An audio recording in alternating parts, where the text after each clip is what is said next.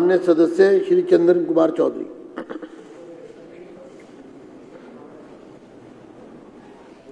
धन्यवाद अध्यक्ष जी, आपने मुझे 280 पर बोलने का मौका दिया, इसके लिए आभार प्रकट करता हूं।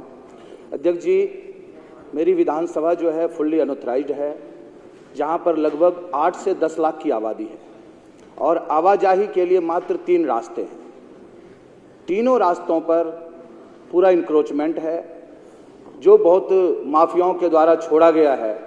उस पर नाबालिग मुसलमान के बच्चे, रेहड़ी पटरी वाले मुसलमान, रोहिंग्या मुसलमान और HR नंबर की गाड़ियां, जो पिछले विधायक के गुर्गे के द्वारा चलाया जा रहा था, आज भी उसी तरह की अव्यवस्था बनी हुई है।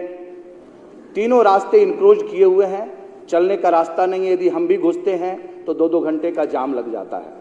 इस प्रकार की अव्यवस्था हमारे क्षेत्र में हो रही है और गृह मंत्री जी अभी कहीं चले गए हैं। मैं गृह मंत्री जी के संज्ञान में देना चाहता हूं कि पुलिस व्यवस्था को सुदृढ़ करके ये जितने ई-रिक्शा हैं, ये जो रोहिंग्या मुसलमान और नाबालिग मुसलमान के द्वारा चलाए जा रहे हैं, उनका मकसद रोजी रोटी चलाने का नहीं है। इनके माफियाओं के द्वारा सिर्फ ये मकसद होता है कि अपनी कमाई करो और उससे रिक्शा चलवाओ। और वो जो रिक्शा चालक है वो सिर्फ इसलिए रिक्शा चलाता है उसको स्मोक और गांजा पीने का पैसा मिल जाए, और जिस दिन वो नहीं मिल पाता है उस दिन वो चाकू और छीना झपटी के द्वारा वारदात करते हैं। इस तरह के वारदात हमारे यहाँ बहुत ज़्यादा चल रहे हैं। इसको आपके संज्ञान में डालना चाहता हूँ कि जल्द से जल्द इसकी कार्रवाई हो।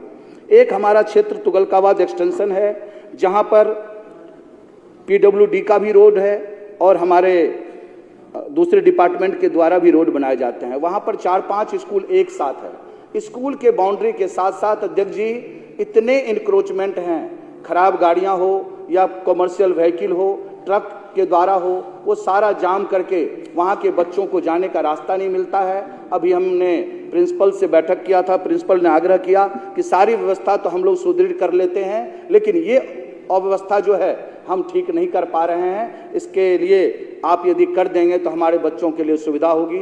आए दिन वहाँ वारदात होते हैं, बच्चों को चाकू मारा जाता है और हमारे लोग वहाँ पर बहुत ही असहज महसूस कर रहे हैं।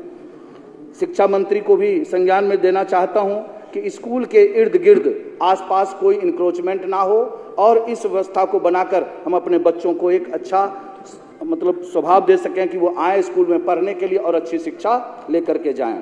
एक और अहम मुद्दा आपके संज्ञान में देना चाहता हूं अध्यक्ष महोदय कि हमारा इलाका जो है, बाउंड्री जो है वो फॉरेस्ट का है।